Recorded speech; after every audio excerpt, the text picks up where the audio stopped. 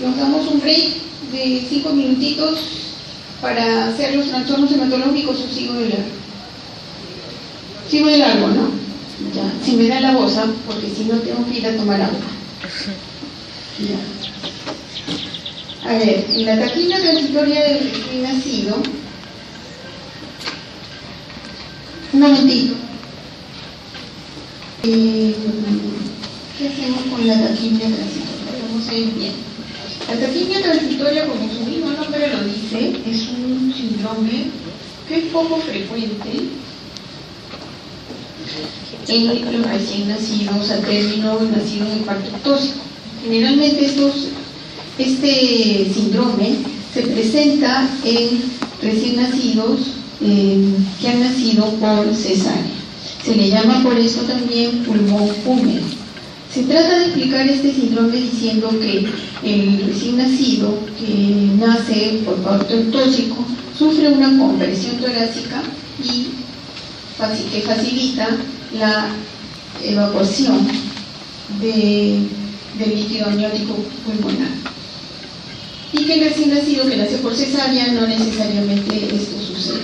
Pero, de cualquier manera, es un síndrome muy sencillo de evaluar, de tratar. ¿Cuándo es que nos quedamos con el diagnóstico de taquimia transitoria? Tenemos los antecedentes. Tenemos que es un niño generalmente nacido por cesárea y que el distrés respiratorio no es muy severo.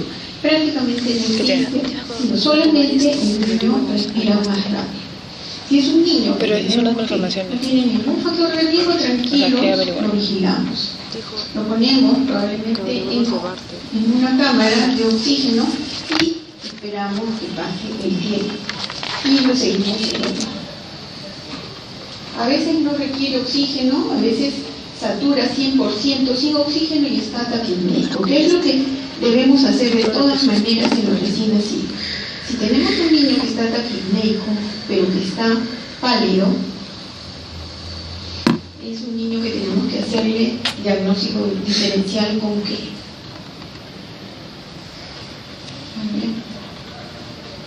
Aparte de la anemia. Y si es un niño que está completamente alerta, con hambre de oxígeno, y es un niño que está solamente con taquimia, puede tener cianosis, es un niño que de todas maneras nosotros tenemos que descartar una cardiopatía. La cardiopatía es el otro problema que también nos da taquimia. Sin mayor distrés, el niño no se va a quejar a menos que esté en insuficiencia cardíaca congestiva. El niño cardiópata respira rápido también como un mecanismo de compensación de su falta de oxígeno a nivel tisular. Entonces, tenemos que aprender a ocultar y buscar soplos. Y tiene que quedarse escuchando a veces 1 minuto, 2 minutos. Yo una vez me quedaba dormida cuando era alumna, escuchando porque mi profesor me castigó y me dijo, ahí hay un soplo, escucha. Y me fui, me quedé dormida sobre el paciente y no me acuerdo si lo escuché, pero es algo que ustedes tienen que hacer, aprender a escuchar los soplos. ¿Por qué? Porque nos soluciona la vida, ¿no? Si nosotros escuchamos un soplo, somos bestial. Este niño problema respiratorio no tiene, probablemente no tenga problema infeccioso, y si tiene su soplito, ¿no? Eso tiene tratamiento, si no es muy severo, ¿no? En cambio, si tiene problemas respiratorios, problemas infecciosos, encima es prematuro, ahí ya las cosas se complican. A ver, vamos a ver.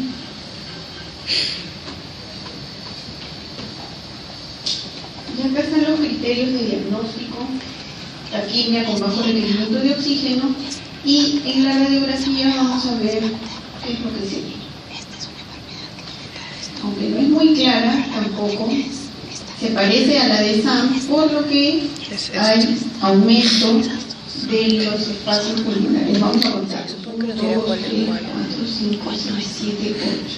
Eso no lo vamos a ver en la enfermedad de membrana hialina, ¿no es cierto? En la enfermedad de membrana hialina no entra el aire. Y los campos pulmonares son 7 máximo. En cambio, en estos dos que estamos viendo, en la enfermedad de el síndrome de aspiración de meconio y la taquimia transitoria, tenemos que hay atrapamiento de aire. También las costillas están horizontalizadas, pero si fuera un SAM, esto estaría lleno de infiltrados algodonosos, ¿no? Y es una radiografía prácticamente normal, ¿no? Excepto que tenemos que hay un atrapamiento de aire y hay un reforzamiento de la trama alrededor del corazón, lo que se denomina, como ven en la diapositiva anterior, el corazón velloso. Hace poquito nomás tuve un recién nacido prematuro que tenía taquimia, aparentemente taquimia transitoria. Le tomamos una primera placa, parecía taquimia transitoria, pero tenía factores de riesgo de infección. Entonces lo comenzamos a chequear para infección y encontramos ¿qué cosa? Que la procalcitonina estaba en 2. Entonces la procalcitonina es de los primeros que reaccionan, ¿no? Ustedes van a tener, tuvieron, no lo sé, su clase de sepsis. Entonces la procalcitonina, paramos la oreja y aquí debe haber algo, ¿no? Entonces el niño, ¿qué más tuvo? Tuvo un poquito de vómito, tuvo un vómito. Entonces ya tenemos taquimia, procalcitonina, prematuridad y ilio, ¿no? Ya tenemos pues configurado más o menos el cuadro de ¿qué? De sepsis, ¿no es cierto? Entonces,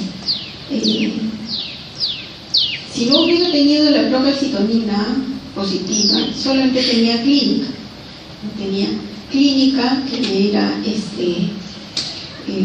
la taquipnea, tenía también el vómito y la distensión abdominal.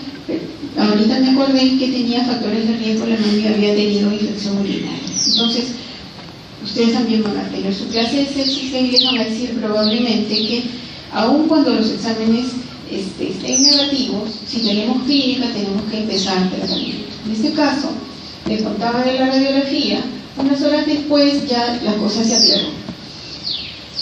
Y tuvo una radiografía con bronconeumonía, que es una patología que van a ver con otro método. Entonces,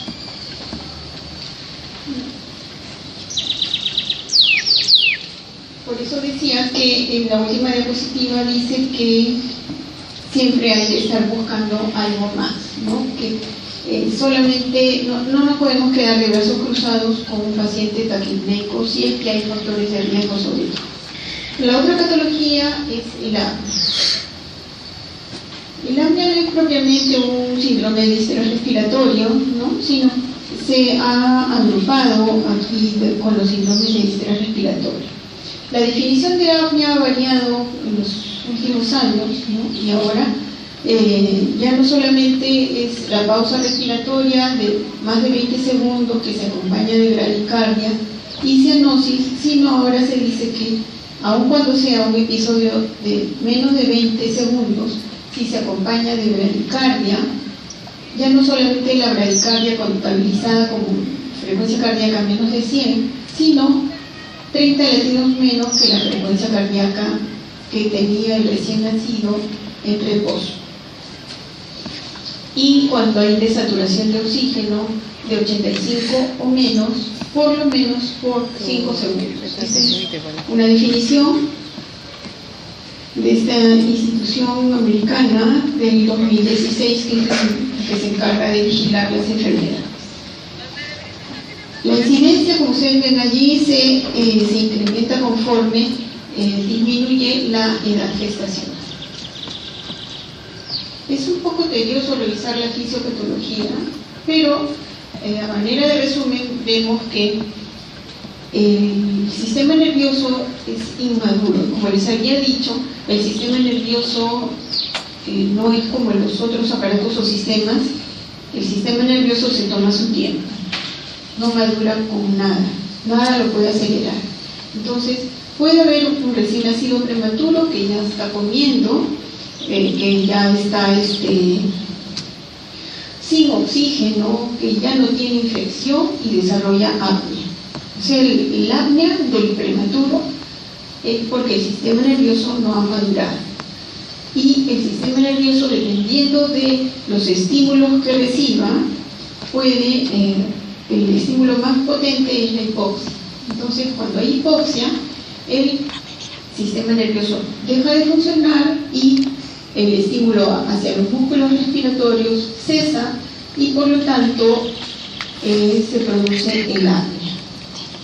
Entonces, por ejemplo, nosotros podemos encontrar apnea del prematuro o apnea del recién nacido desde el primer día de vida. Antes no, el apnea antes del primer día de vida no es necesario, no se sabe por qué, pero no se presenta. Si hay apnea desde el primer día de vida es otra la causa, no es la inmadurez del sistema nervioso central. Entonces, si se presenta apnea desde el primer día de vida y el niño no tiene ninguna otra patología, de todas maneras va a requerir tratamiento, ¿no? Y puede presentarse desde el primer día de vida, como les había dicho, como puede presentarse, por ejemplo, al mes de vida en un recién nacido, que nació con 30 semanas y que al mes tiene 34. Entonces, con 34 semanas ya el recién nacido, vamos a ver en los trastornos hematológicos, el recién nacido prematuro ya está anémico. Y si tiene una anemia, el niño puede en cualquier momento desarrollar episodios de apnea. Por eso es que el apnea hay que administrar aminas antihistamínicas para poder prevenir el problema de apnea. El estadio del sueño tiene que ver también con el desarrollo de apnea. Se dice que el prematuro tiene la fase activa del sueño o sueño REM o sueño de movimientos oculares rápidos de manera más constante. Entonces, ¿qué sucede? Cuando el recién nacido está en una fase normal del sueño o en la fase quieta, hay una respiración regular, ¿no? El niño respira, inspira, se toma su tiempo y no hay hipoxia. Pero cuando el niño entra en fase de movimientos oculares rápidos, no sé si habrán visto al recién nacido, cuando está durmiendo se ríe, los ojitos le dan vueltas debajo de los párpados y comienza a tener movimientos que no necesariamente son convulsiones. Entonces allí comienza a tener lo que se denomina la respiración paradojal. La respiración paradojal es que el niño, en lugar de inspirar y elevar el tórax se va a deprimir, porque el sistema nervioso no está mandando los impulsos para que funcionen los músculos respiratorios. Entonces, si el tórax se va a deprimir, ¿qué va a pasar con el oxígeno? ¿Va a entrar en mayor cantidad o en menor cantidad? Menor, ¿no es cierto? Entonces, va a suceder que el tórax se le hunde, va a haber menor volumen corriente en el tórax y va a haber hipoxia. Entonces, si hay hipoxia y hay inmadurez del sistema nervioso, ¿qué es lo que quiere? Hipoxia para producir. Para dejar de funcionar es un vago el sistema nervioso. Entonces, el sistema nervioso del prematuro. Y es por esto que en esta fase del sueño va a ocurrir este problema. Tenemos entonces la clasificación de apnea central, que es la que es debida a la madurez del sistema nervioso central. Ocurre, como ya les había mencionado, más en los recién nacidos prematuros a menos edad gestacional, y ocurre este tipo de apnea en el 40% de casos de apnea. El apnea obstructiva hay que hacerle una diferenciación con lo que es el apnea de origen central. Entonces siempre tenemos que estar atentos a ver si no hay obstrucción de la vía aérea. ¿Qué es lo que sucede? El niño con apnea ya no le entra aire al pulmón, pero es porque las vías respiratorias están obstruidas. El apnea mixta es una combinación de las dos. Hay obstrucción de vías aéreas, pero también hay ausencia de esfuerzos respiratorios. O sea, el niño se le obstruyen las vías aéreas y deja de respirar. Normalmente cuando hay apnea obstructiva, el niño se le obstruyen las vías aéreas, pero hace intentos para respirar, ¿no? En el apnea mixta se le obstruyen las vías aéreas y el niño deja de respirar. Entonces es un apnea que combina las dos anteriores. En la respiración periódica es un tipo de respiración, hay varias, ustedes van a encontrar varias definiciones de respiración periódica y ocurre frecuentemente en los recién nacidos. Es un poco enredada la definición, pero dice que el recién nacido puede respirar a un ritmo regular de 20 segundos y luego puede alternar con pausas respiratorias que no llegan a tener 20 segundos, que son de 10 segundos o menos. Entonces, uno puede confundir fácilmente la respiración periódica con episodios de apnea. Si estos episodios ocurren, generalmente no hay cambios en la saturación de oxígeno. Pero si ocurren de manera sucesiva, varias veces, por lo menos 3, se dice que estamos probablemente ante un tipo de respiración periódica. Y en este caso se asume que es un problema por inmadurez del sistema nervioso. ¿Por qué? Porque se da en la fase activa del sueño, no ocurre en los primeros 2 días de vida y mejora con el oxígeno o con CPAP. Entonces es una entidad que todavía está en estudio, pero ya se está encontrando que probablemente debida a inmadurez del sistema nervioso.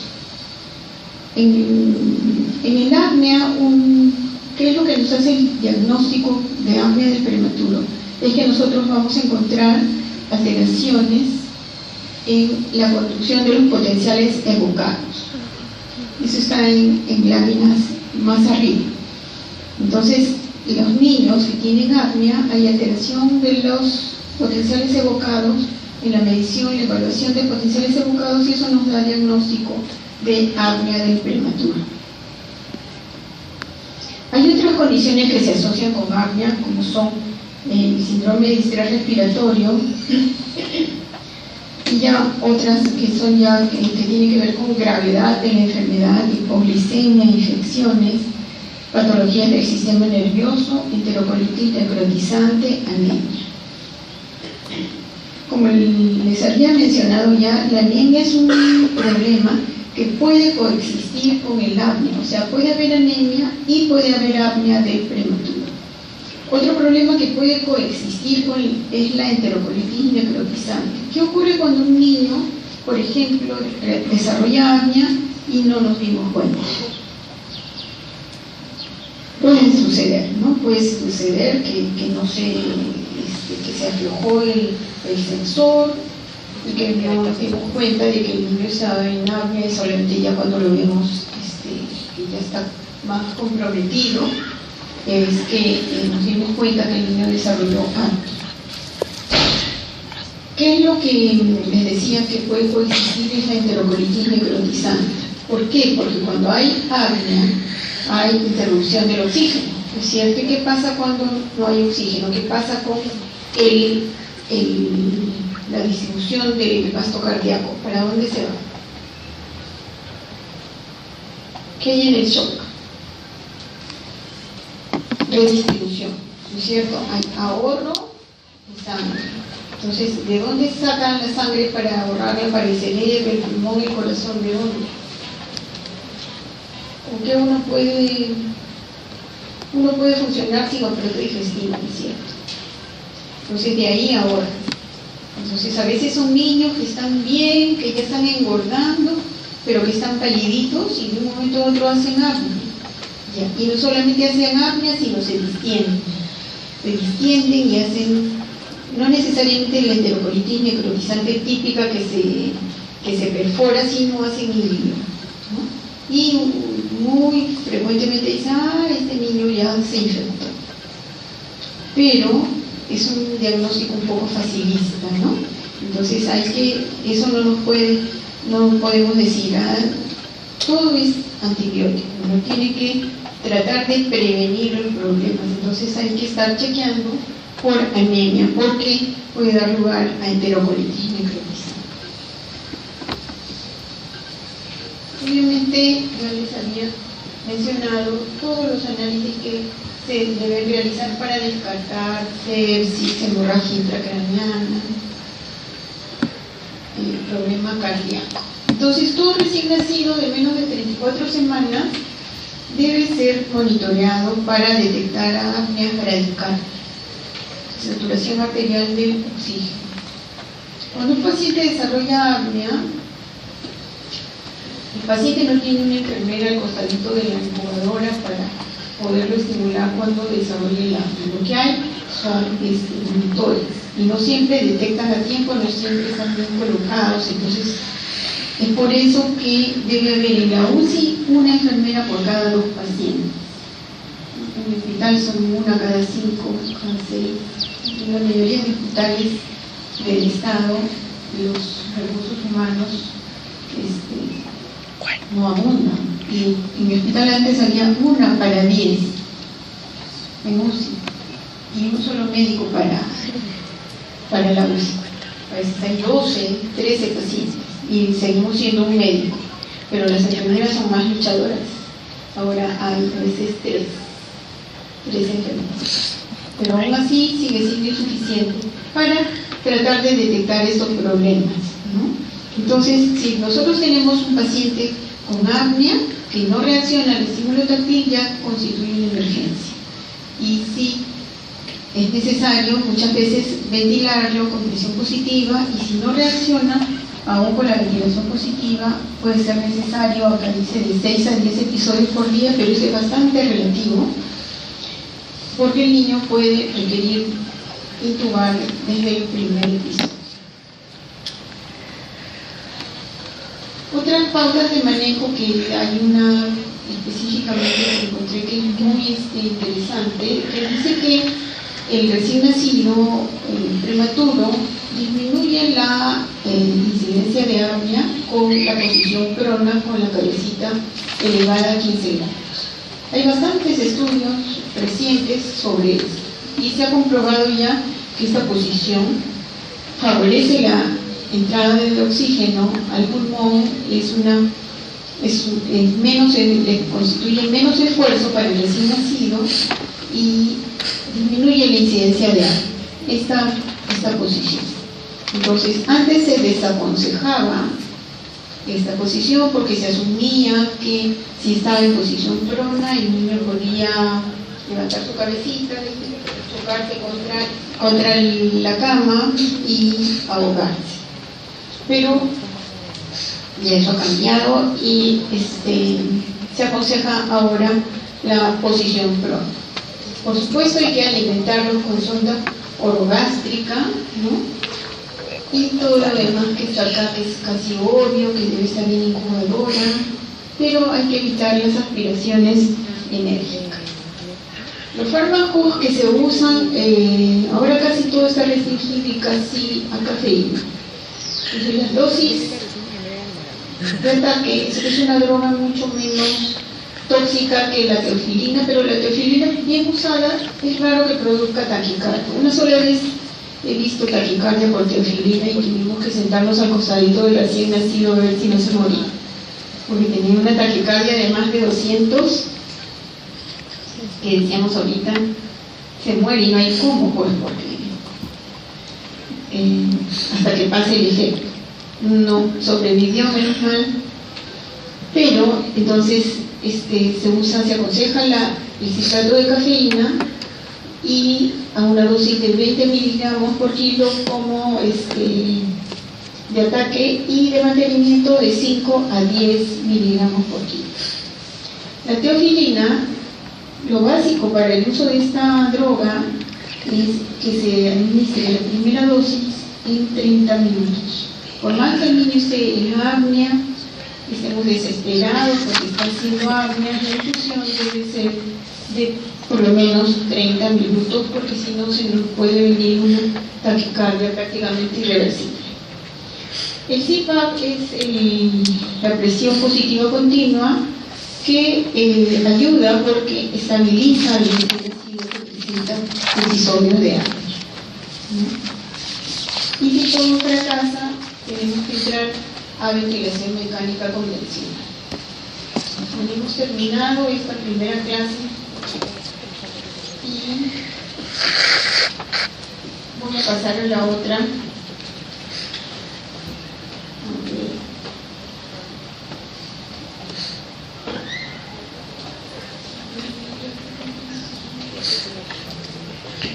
Frío.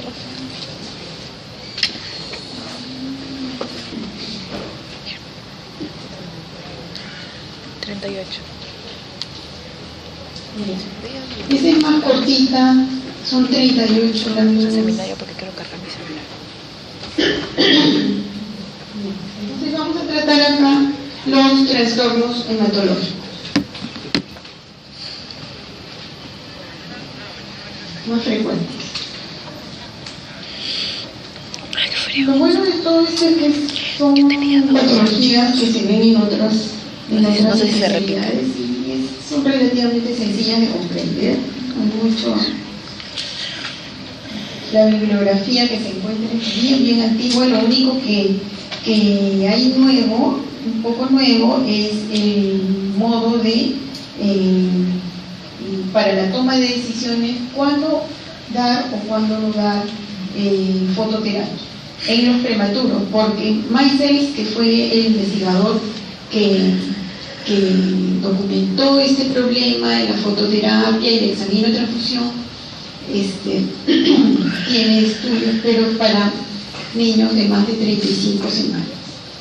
Entonces, obviamente la isoinmunización es un problema que ocurre cuando hay incompatibilidad, sea RH o ABO, ¿no?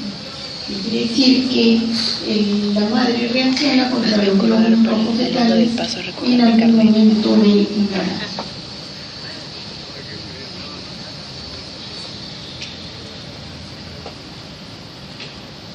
Tenemos incompatibilidad ABO e incompatibilidad RH. Vamos a ir de frente a la isoinmunización ABO. Esta isoinmunización, lo bueno que tiene es que es relativamente de poca gravedad. Entonces, en este caso, ¿qué es lo que tiene que ocurrir para que el recién nacido tenga una isoinmunización? El recién nacido tiene que ser de un grupo sanguíneo diferente al de la mamá. ¿Cuál será el de la mamá? ¿A? Puede ser O negativo, pero la mamá es O, ¿no es cierto? La mamá O y el bebé puede ser A o B. Entonces, hay aglutininas naturales, como dice por ahí de repente, que pueden reaccionar y pasan fácilmente la placenta. Entonces, como pasan fácilmente, afortunadamente no son muy cuantiosas y no se incrementan con el número subsiguiente de embarazos. Son aglutininas naturales. Esa pequeña fracción que atraviesa la placenta puede producir ictericia o isoinmunización o lisis de los glóbulos rojos fetales en niños. La isoinmunización RH es más rara, afortunadamente para nosotros, no hay mucho RH negativo en nuestro país, y ocurre cuando la mamá es RH negativo y el bebé RH positivo, ¿no? Entonces, se dice que debe haber un embarazo previo para que la madre se sensibilice contra los glóbulos rojos del recién nacido. Pero no necesariamente puede suceder eso, porque también puede suceder cuando se le ha transfundido a la madre sangre o si ha intercambiado productos contaminados o se ha sufrido trasplante de órganos. Entonces, Esta inmunización ocurre y puede ser más severa. ¿Qué es lo que sucede? Los anticuerpos maternos atraviesan la placenta y se fijan a los glóbulos rojos del bebé. Los hemolizan. ¿Y qué sucede cuando hay hemólisis? Tiene que haber una fabricación o una eritropoiesis compensatoria dentro del útero. Entonces, ¿quiénes son los que fabrican los glóbulos rojos? El vaso, el hígado, ¿no? También los atrapa. Entonces, cuando los glóbulos rojos están lisados, también el hígado y el vaso capturan estos glóbulos rojos lisos. Entonces, ¿qué sucede con estos órganos? Comienzan a hipertrofiarse, comienzan a crecer. Entonces, el hígado puede dejar de funcionar, puede haber hipoalbuminemia, los factores de coagulación que se producen a nivel del hígado también se comprometen. Entonces, ¿qué vamos a tener? A veces casos catastróficos que se llaman hidrops fetalis, que es un niño que nace con el hígado y el vaso tremendamente crecidos, y como no hay albúmina que el hígado la produce, el niño se edematiza. Entonces es un niño que nace con anasarca, severamente pálido, y a veces ocurre la muerte fetal. Entonces es un síndrome, una enfermedad que puede ser catastrófica. Y hay que dosar las aglutiminas de la mamá precozmente para tratar de inducir el parto antes de que este síndrome ocurra de manera completa. Todo lo que está por aquí yo ya se los he resumido. Entonces,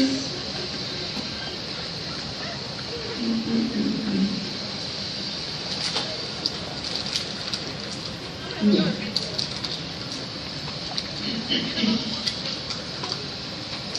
Vamos a desarrollar lo que es la encefalopatía aguda por bilirrubina. La encefalopatía aguda por bilirrubina es un cuadro que ocurre cuando no se detecta oportunamente los niveles elevados de bilirrubina.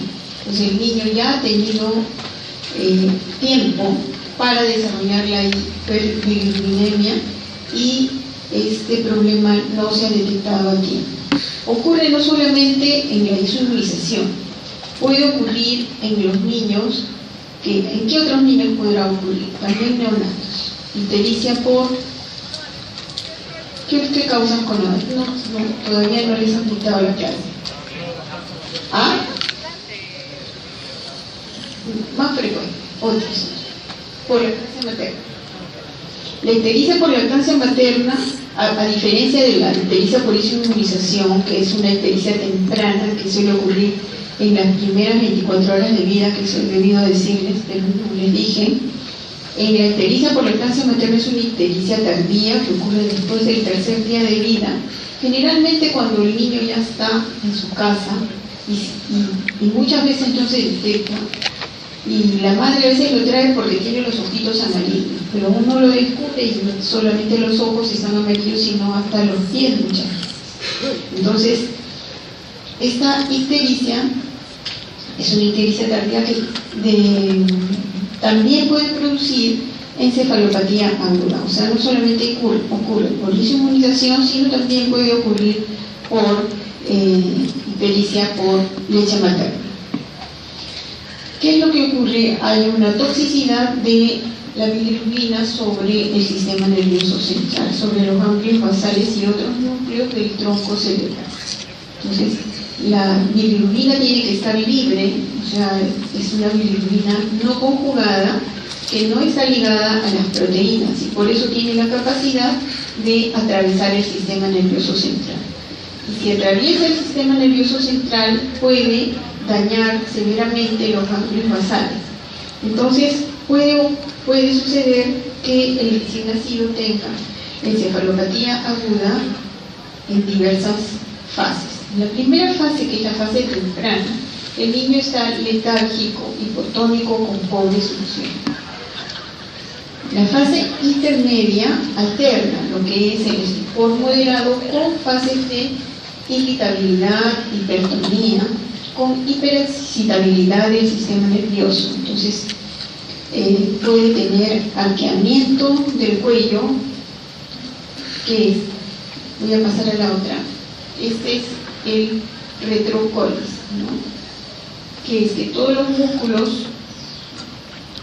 de la columna y del cuello se contraen y el niño adopta esta posición que estamos describiendo acá.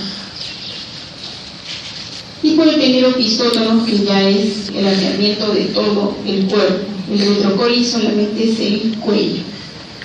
Puede desarrollar alternadamente fiebre y también puede desarrollarse llanto. Entonces, este problema de la toxicidad por bilirrubina lo debemos detectar tan oportunamente como para poder realizar no solamente la fototerapia, sino la sanguinotransfusión. Este es uno de los pocos casos, rarísimos en realidad, que requiere la sanguinotransfusión, porque ustedes ya van a estudiar en la clase de ictericia solo fototerapia, pero la fototerapia es tan efectiva que puede bajar rápidamente los niveles de bilirrubina. Entonces, por eso es que ya muy contados casos se realiza el sanguinotransfusión. Uno debe tratar de evitar el sanguinotransfusión. Voy a ver.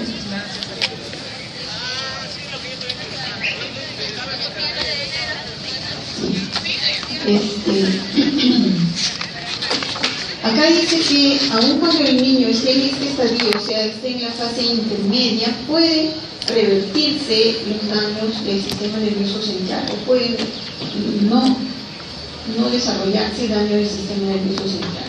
Cuando ya el niño está en la fase avanzada, que ya tiene solamente los síntomas de irritabilidad del sistema nervioso presentes, el opistótonos, el retrocolis, un llanto estridente. En realidad no es llanto, el niño grita de manera aguda, es un llanto persistente que no tiene ninguna razón, y ya uno sabe cuando escucha ese llanto que el niño está descerebrado, ¿no? Entonces, generalmente sobreviene, aun cuando se haga o se realice el examen de transfusión. Muchas veces he visto que un niño se ha quedado en la mesa, en la incubadora, muerto, cuando le estaban realizando la examen de transfusión, estaba en esta fase. Es casi un acto heroico realizar el examen de transfusión. Pero, igual se debe hacer, ¿no? Porque no sabemos exactamente si este niño estará en esta fase o estará en la intermedia, porque generalmente son niños que están ya hospitalizados, entonces uno tiene de todas maneras que tratar de salvar al bebé con el menor daño posible. En la forma crónica, que es el kernicterus, ya el infante ha sobrevivido a la toxicidad del sistema nervioso central y desarrolla una parálisis cerebral atetóxica. Puede desarrollar sordera, displasia del esmalte dentario, desviación de la mirada hacia arriba. Son niños con severo daño cerebral. Entonces, lo que en realidad deberíamos tratar de hacer es evitar este problema. ¿Qué es lo que hacemos entonces para evitar los daños o para evitar la hiperbilirubinemia en general? De todas maneras, es parte del protocolo de atención del recién nacido que se le debe desarrollar de todas maneras el grupo sanguíneo a la mamá y al bebé. En el caso de que tengamos una gestante con RH negativo, podemos tratar de determinar los anticuerpos. Entonces se le hace el DTPUMS indirecto a la mamá. Se repite a las 16, 22 y se repite cada 2 semanas, y se dice que cuando el título es de 1/16 es ya un problema muy severo para el recién nacido y debe tratar de inducirse el parto prematuro, tratando de que llegue a las 30 semanas. De todas maneras, se tiene que hacer hematocrito, test de Coombs indirecto a la mamá, test de Coombs directo al recién nacido, y las bilirubinas, dependiendo de la velocidad de elevación del recién nacido, uno puede dosarlas cada 6 horas. Y también se deben dosar los reticulocitos, que para que sean positivos deben ser más de 6%. El tratamiento es de acuerdo a las guías de la Academia Americana de Pediatría. ¿Qué es lo que se hace? Si nosotros tenemos las guías, si ustedes ven estas guías, dice copia del año 2004, y es la guía que todavía avala la Academia Americana, ¿no? Entonces, pero como ya les había mencionado también, es para niños de 35 semanas o más. Estamos en la diapositiva 3. Faltan pocas diapositivas. Entonces, tienen que aprender a leer esta... A ver, alguien que suba, por favor, para que lean. A ver tú.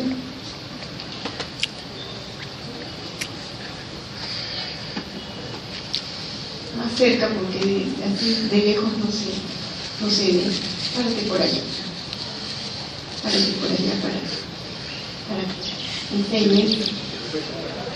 Sí, la gracia. Genial. Difícil, ¿no? Ya. Pero ahí está más cerca. A ver, acá dice, hay 3 líneas, ¿no es cierto?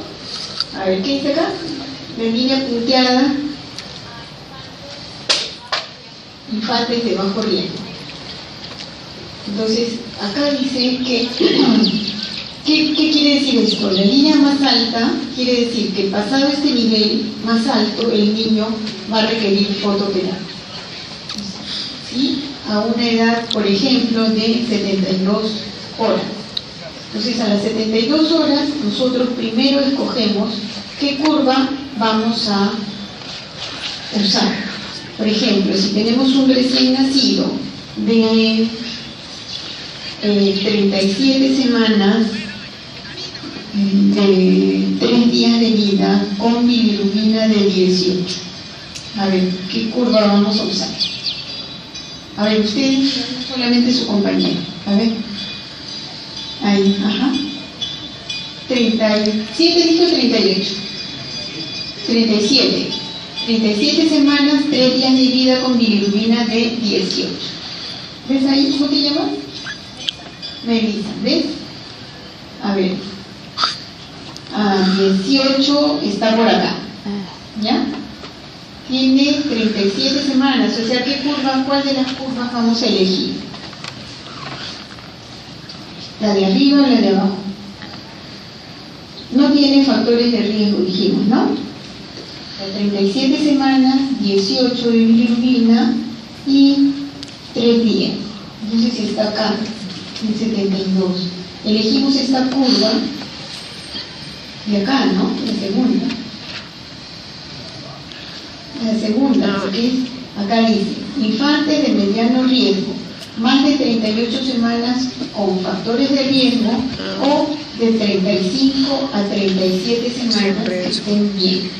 Este niño que hemos dicho está en 35 a 37 semanas, o sea, es la curva del centro. ¿Sí? Ustedes tienen que aprender a ver esta curva. Y tiene 72 horas y tiene 18. ¿Requiere o no requiere foto? Sí, de todas maneras, ¿no es cierto? Ya me sí, señores. Por gusto. Ya. Entonces, 18 requiere, es lo que tenemos que hacer. Esto nos ayuda para decidir.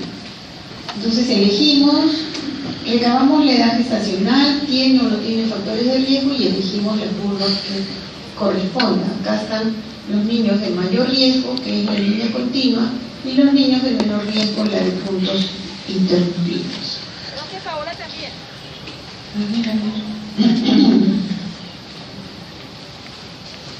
La otra es la de examen de transfusión. Flores. Nuestro niño requería foto, ¿no? Requería fototerapia. ¿Requerirá examen de transfusión? A ver, otra vez. Tenemos que ir a la curva de examen de transfusión. 37 semanas, o sea, curva descendente, sin factores de riesgo. 72 horas. Acá. Para que reciba examen de transfusión tiene que tener 21.5 más o menos. Entonces no requiere examen de transfusión y lo que le tenemos que poner es fototerapia.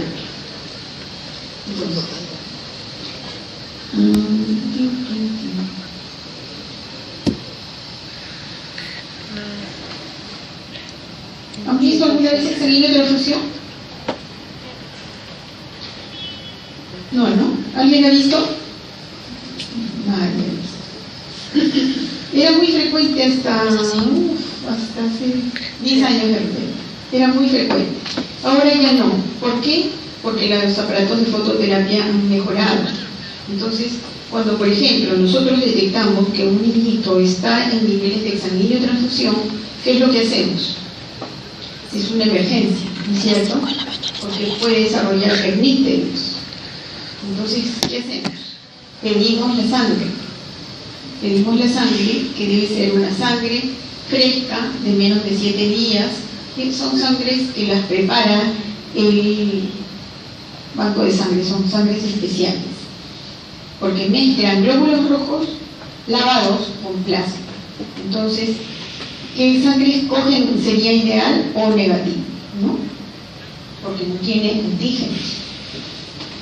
Y si es enfermedad hemolítica RH, de todas maneras tiene que ser O negativo. Pero aún cuando a veces necesitamos esta sangre, no existe, no hay, no está disponible. Entonces lo que se hace es buscar una sangre O positivo y se usa plasma AB. Plasma AB, el plasma AB no tiene antígenos contra el A ni contra el B. Entonces, si es una incompatibilidad AB-O, usamos glóbulos rojos O positivos y plasma AB. En el caso de inmunización RH, sí, de todas maneras necesitamos sangre O negativo. Buscamos y pedimos, por ejemplo, es un niño que pesa 3 kilos aproximadamente. Se le pide 160 por kilo, entonces vamos a pedir ¿cuánto? 160 por 3, 15 por 3, casi 500 centímetros. Entonces, ¿qué sucede? Que esta preparación muchas veces demora 6 horas. ¿Por qué? Porque tienen a veces que conseguir tipos de sangre específicos, plasma AB es rarísimo. Entonces, a veces solamente se trata de que sea con bajo título de aglutininas. Una sangre O positivo con bajo título, como dice por acá. Ya no queda otra porque es un procedimiento de emergencia. Entonces, el banco de sangre mezcla el glóbulo rojo con el plasma de bajo título de aglutininas y nos manda. Eso lo manda helado. Hay que esperar que se enfríe. Mientras tanto, el recién nacido le sigue subiendo la bilirrubina. Pero afortunadamente, como les decía, ya no están así, ¿no? ¿Qué es lo que hacemos? En esas 6 horas probablemente la bilirrubina caiga a veces en 10 unidades con fototerapia intensiva, buenos aparatos de fototerapia. Entonces, si el niño estaba, por ejemplo, en 25, va a caer a 15 y ya, adiós sangre. A veces trabaja por gusto el banco de sangre porque no es necesario realizar el examen de transfusión. A veces la fototerapia o está malo el aparato o es una inmunización terrible, ¿no? Que no responde, inclusive amarillo, a pesar de que estamos con fototerapia y se le tiene que hacer la examen de transfusión. Es un procedimiento relativamente sencillo. Se canaliza la vena umbilical y se colocan 2 llaves de doble. Este tiene que ser un sistema cerrado. Todo tiene que estar bien sellado porque si entra aire la sangre se coagula. Y comienza a hacer un charco de sangre porque comienza a reventar por todos lados los coágulos que se forman, etc. Entonces, ¿qué se hace? Se extrae sangre del recién nacido, por ejemplo, que el niño pesa 20 kilos, se extrae sangre 10 centímetros, perdón, si pesa 2 kilos, se extrae sangre 10 por kilo, se extrae 20 centímetros de sangre. No se puede extraer mucha sangre si no el niño le da hipotensión, ¿no? Entonces, se extrae sangre, ustedes ven acá una jeringa, ¿no? Y se extrae sangre y se envía al depósito de desecho. Luego se cierra el depósito de desecho para que no regrese la sangre al recién nacido y se abre el depósito de sangre. Se jala sangre de la bolsa y se inyecta directo al recién nacido. Y ahí termina el procedimiento, es bien sencillo. O sea, se extrae sangre, se desecha y se saca sangre de la bolsa y se inyecta. Ustedes ven acá, la foto está con las dos llaves en el mismo sentido, quiere decir que se está inyectando sangre al recién nacido. Es un procedimiento que se debe hacer en aproximadamente 1 hora. Tiene que tratar de que no haya fluctuaciones de la presión arterial, que no haya fluctuaciones de la saturación de oxígeno. Es un niño que tiene que estar monitorizado y esto me parece que no lo he escrito, cada 100 centímetros cúbicos de recambio de sangre se le debe administrar gluconato de calcio. ¿Por qué? Porque la sangre, no se me duerman por favor. No está dormida, pero ahorita terminando. Entonces, lo que decía era que se tiene que administrar gluconato de calcio. ¿Por qué? Porque la sangre viene con anticoagulante. ¿Qué anticoagulante se usa? Citrato de sodio. ¿No es cierto? El citrato de sodio, ¿qué hace con el calcio? Lo quela, o sea, lo jala, lo arrastra y el niño hace hipocalcemia. Entonces, si hace hipocalcemia, tenemos que reponerle el gluconato de calcio cada 100 centímetros cúbicos. Además, debemos tratar de evitar este procedimiento por el problema del SIDA y la transmisión de hepatitis C y todas esas enfermedades que debemos tratar de evitar, por eso las transfusiones.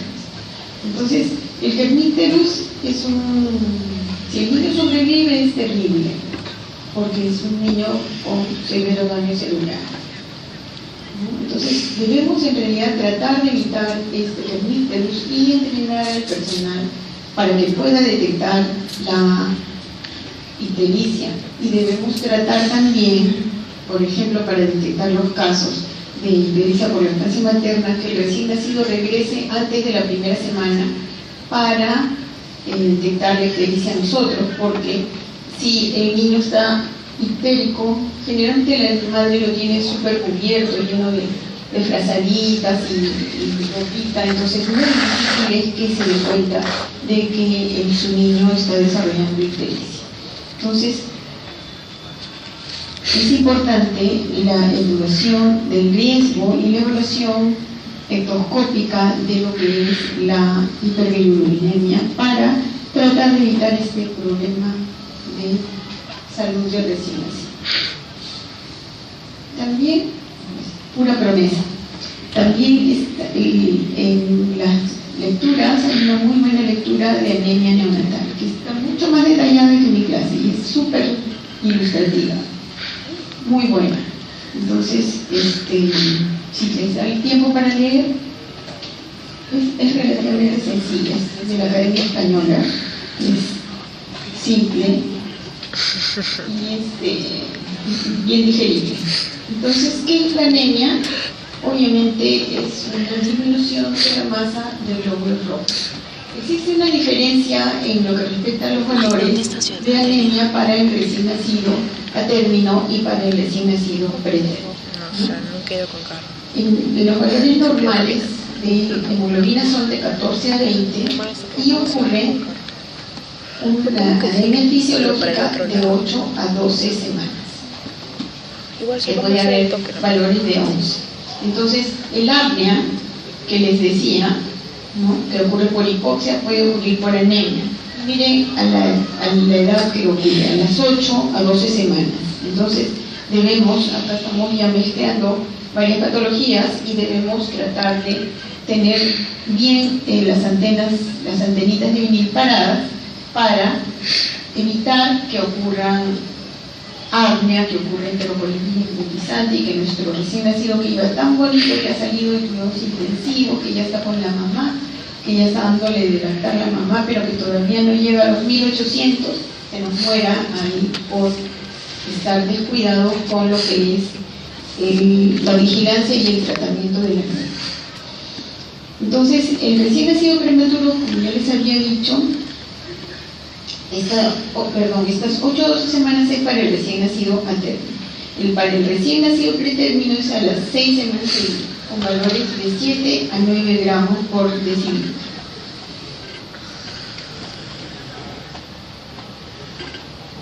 Hay que estudiar y diagnosticar cuáles son las causas de la anemia, pero en nuestro caso, en el caso de la anemia del recién nacido, es relativamente sencillo detectar o prever en qué casos va a haber anemia. Puede haber habido parto o traumatismo.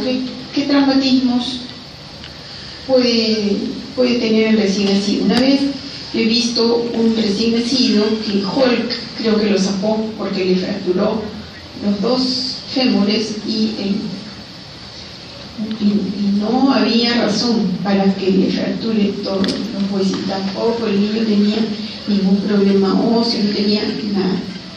Entonces le fracturó y obviamente el niño desarrolló anemia. Entonces el trauma no solamente a nivel de fracturas, puede haber fractura de clavícula, que es un poquito menos espectacular que esas fracturas que les había dicho, también puede haber cefalohematoma, pero no son causa necesariamente de una anemia que requiera tratamiento inmediato. Lo que sí puede ocurrir es que, por ejemplo, en el momento del parto se clampe y la pinza se suelte. Eso es un accidente. Puede haber eso, puede haber ruptura de cordón, puede haber que la mamá tenga un desprendimiento prematuro de placenta, una ruptura uterina y el niño nace anémico y chocado probablemente, ¿no? Y puede haber la anemia también por exceso de extracción de sangre. Son anemias más o menos significativas. El recién nacido que le estamos tomando los hagas con tanta frecuencia, se le provoca anemia. Entonces, en el examen físico, dependiendo de la etiología, puede haber una ictericia con anemia por inmunización que puede cursar con hepatoesplenomegalia, como acá ya había mencionado el exceso de extracciones sanguíneas, y le debemos chequear el hemograma, la hemoglobina y el hematocrito al nacer.